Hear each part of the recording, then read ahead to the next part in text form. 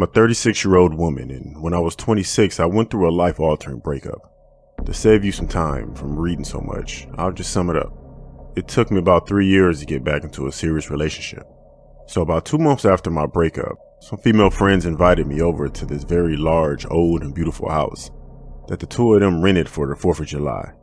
When I arrived at the house, they told me that they invited a guy friend who they wanted me to meet. I had seen his picture on one of their MySpace friends list, and I commented that he was cute at some point before, but they promised there was no pressure. I was, after all, mostly still a raw and tragic mess at this point. So the guy friend arrived and we were introduced. While he was not as cute as his profile picture, he was funny and easy to talk to. Besides, I wasn't looking for anything, so whatever. I then learned that he was quite taken by how gorgeous I was. Even though he chose to tell me that he was nervous when he first met me, he said I looked like a beast, whatever that means. We hung out that night, and when he asked for my number, I gave it to him because he seemed like a decent enough person. Fast forward 2 weeks or so, we've talked a little through text and instant messenger, and I've hung out with our group of mutual friends a handful of times. I make it very clear that I'm in no state to be in a relationship if he wants to try to take it there. He says he understands, but that he enjoys my company. And I said, fair enough. So one night after we've been out with our group at our usual bars and restaurants, I agreed to go back to his place with him. We hang out and, we do our adult things. No big deal. The next morning, we're hanging out and chatting a bit before I have to head home. At some point, he says, You're a really heavy sleeper. My initial reaction is to chuckle, and I agree that I sleep like a dead person. Before I catch something sort of odd in his tone that I can't put my finger on, I say, Wait, what do you mean? He stumbles over his words a little and he says, I just honestly thought you were pretending to be asleep because you were making these little noises like you were enjoying yourself. I felt like someone had poured ice water down my spine and was speechless for a moment before I said, What did you do to me? He blanched at my tone and quickly said, Nothing, really. Once I realized you were really asleep, I stopped. He refused to elaborate on that statement, but I felt absolutely sickened. In the months following this, he would text me obsessively, send me messages on MySpace at all hours of the night, telling me things like, have fun getting laid, you cunt. Apparently, this all stemmed from his inability to understand why I didn't want to be his girlfriend or see him anymore. He started flirting with my friends in an attempt to make me jealous, and even started trying to chat up the 15-year-old sister of my best friend. Except that his flirtation devolved into him saying that he hated her because she reminded him of me. In the end, his crazy behavior only stopped when one of my friends, who he said was disgusting because she was overweight, but she had pretty eyes, she responded to him positively to his advances. Today, they're still married, as far as I know. I contacted him about 5 years ago wanting to apologize for any pain that I might have caused him. He ended up making inappropriate comments on my Facebook pictures in the middle of the night and picking weird petty fights with my fiance in the comments. Even though he is married to a psychiatrist, his actions made it abundantly clear that growth and rational behavior still aren't his strong suits. I now live 700 miles away from where I first met him.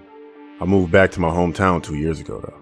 Unfortunately, I learned about a year ago that he now lives in the same state. Thinking about him still makes my skin crawl. I live in fear of him realizing that I'm a relatively short drive away. Hopefully he doesn't find me again.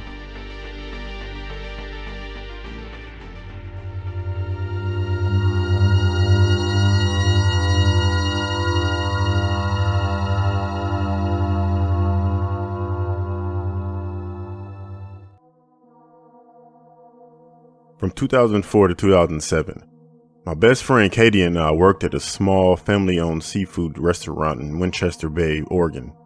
In 2006, we were invited by the cook and a small group of regulars to come to a bonfire on the bay to watch the fireworks with them on the 4th of July. Thinking it sounded interesting and having no other plans, we agreed to come. Upon arrival, we find the boys drinking next to a huge fire situated in a large clearing type strip of grass. This grassy stretch was surrounded on three sides with dense thickets of evergreens.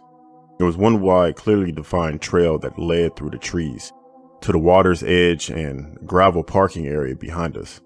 Being 20 years old, we weren't opposed to drinking, but we didn't know these men that well. We decided to stay sober and just enjoy the fire and the upcoming show in the sky just in case they started acting inappropriately. After chatting for a bit, the guys decided they wanted to partake in herbal smoking session, weed. Katie and I say no thanks, and the boys head off into the woods to go smoke. Katie and I are standing alone by the fire, just vibing and enjoying the evening. Suddenly, I get this strange sensation and my eyes keep wandering to a specific area of the tree line. It's a crawling sensation which I'm trying to ignore, but I can't help myself. I just keep glancing over. After a minute or two, an older woman comes walking out of the trees. She was not on or near the trail. This tiny woman had walked through an area of this thick undergrowth in pitch black. She was short and looked frail, although it was hard to tell as she was dressed in layers of a raggedy long skirt and had several shawls or blankets wrapped around her shoulders like a human rag bag.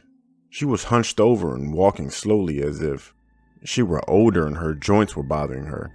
She was a little over 100 yards away and it was twilight, so I couldn't make out her face or features, just her outfit, which, I'm not gonna lie, it was pretty creepy. Figuring that she was a homeless person who deserved some respect and sympathy, I tried not to stare. However, when I looked over at Katie, she was watching this woman also. The woman had a force or vibe about her that made it hard not to watch her. She gave off the feeling of a wild animal in your house. Well, you know, it's probably not too dangerous, but you keep an eye on it just in case. There was a feeling of unease that I kept trying to shake. Katie turns to me and asks if I'm seeing this. I reply yes.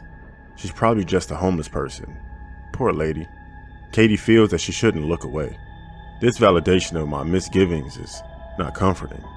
Katie and I stand in silence, watching the woman make her slow, tottering way along the tree line to our front left. I'm still feeling bad for staring, and I'm going through all these reasons in my head that I'm an idiot and worrying about a decrepit grandmother, even if she does look like a stereotypical witch. Suddenly, the woman comes to a complete stop. Until this moment, she had been looking at the ground. She now stops, raises her head, and looks directly at us. A feeling of dread immediately hits me in the gut. My stomach drops. Her look feels malevolent, and even though I still can't make out facial features in the dusk. And then, no shit, this woman raises her left arm and points straight at us while letting out the most blood-curdling screech I've ever heard in my life. I think my heart stopped beating for a split second. I will have this image in my head to this day. Right in front of her pointing finger, a silhouette of a human made what looked like a black mist, a shadow person, the first one I've ever seen. I don't know if it just appeared or it actually came from her body. I barely had time to register what I was seeing before the thing flew towards us. It moved so incredibly fast that it blurred, and it covered about 300 feet in less than 3 seconds. This thing passed directly between me and Katie. It was on my left and on her right. It literally blew my hair back over my shoulders on the side when it rushed past. We spent several seconds in complete shock staring at each other with the bloodless pale faces. Simultaneously, we both turned to look at the woman.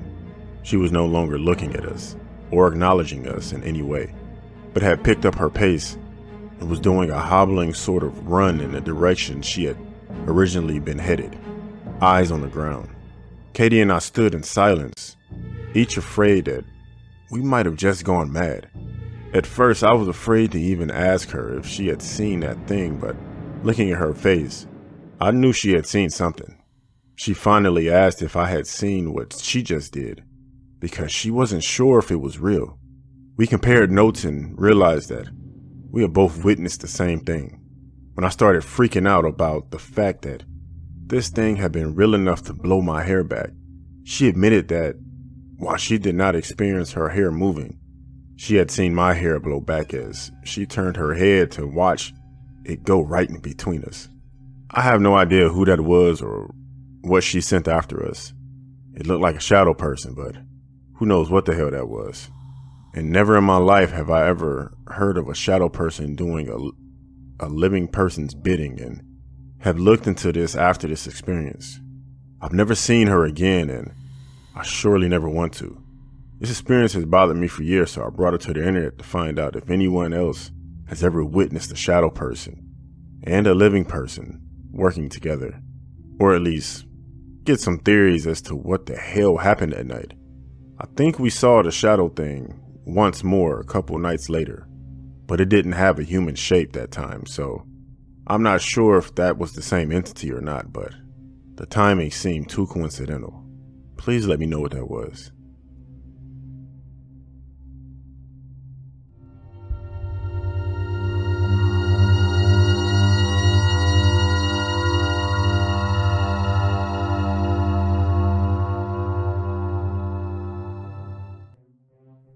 On July 4th, 2018, I got off work in the afternoon, and I decided that instead of trying to go downtown and do something, I was going to stay at home and watch the fireworks from my porch. The part of town I was living in at the time was situated on an uphill incline, and when I looked out my bedroom window at night, I could see a good portion of the city. At 9 p.m., the first few pops of the fireworks sounded off, and I scurried outside to watch. Unfortunately, what I thought was going to be a clear view was partially blocked by the trees that lined my street, so I decided to find another spot. My street dead ended into a major ravine in the city, and if you turn left at the end of the block and walked a little ways, there was a Red Cross building with a large open parking lot. Perfect, I thought. I got to the Red Cross, and at this point, it was maybe 15 minutes into the show. I stood under a street light in the parking lot, enjoying the unobstructed view, when I heard the sound of a car turning onto the road that runs parallel to this parking lot. I looked over and I saw an older mid to late 90s model Mercury or Buick of some sort driving slowly down the road. The car skidded to a stop so abruptly that I heard the tires squeal, and before I knew it, whoever was driving was pulling into the parking lot and making a direct beeline for me, and then they floored it. I turned and I ran as fast as I could across the parking lot toward a row of houses on another street on the opposite side of the lot. People were out on their front porches, and I figured the car wouldn't try to snatch me if there were potential witnesses. I ran past the people and behind a road closed sign that blocked traffic to another street that ran behind the Red Cross building. There had been heavy construction on this road all summer, and while people could drive on it, they can only get so far without running into more barriers.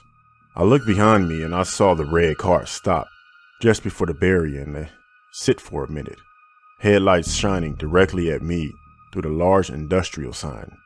Just as soon as they had appeared, they did a 3-point turn and disappeared into the night. My heart was pounding from the close call, but I figured I was safe now. I could still see part of the fireworks show that was going on, so I stood in the darkness of the quiet little back neighborhood and I watched it. When it was over, the people on the porches went back inside and I started to walk home. I was walking parallel to the little cemetery that sits on this back road when again I heard the sound of a car coming down the road. When I turned, I looked behind me. I recognized the familiar outline of the car that had chased me earlier, and I proceeded to almost piss myself. I ducked behind the closest house, hoping and praying that they didn't have some sort of motion sensing security light that would give my position away, or that whoever lived here wouldn't come outside and catch me. I hid quickly enough that I hoped the car, which I had seen at some distance, wouldn't see where I had gone. I thought for a minute, maybe I was just being paranoid, but as they got closer, I recognized the music that they had been playing when they chased me for the first time. I heard the brakes squeal slightly as it slowed down to a crawl and then a stop. The car must have sat in front of that house for about 30 seconds, and then I heard them talking, saying that they needed to grab another one or boss would be mad. They need to sell a few. They need some more. They need more people. They need more kids. And then they sped away, down the road toward where the remaining construction began. The back entrance to my neighborhood was only 2 blocks away. I started running, and I didn't stop running until I had made it safely up to my porch stairs and into my bedroom. To this day, that scares me. Hopefully I never see these guys again.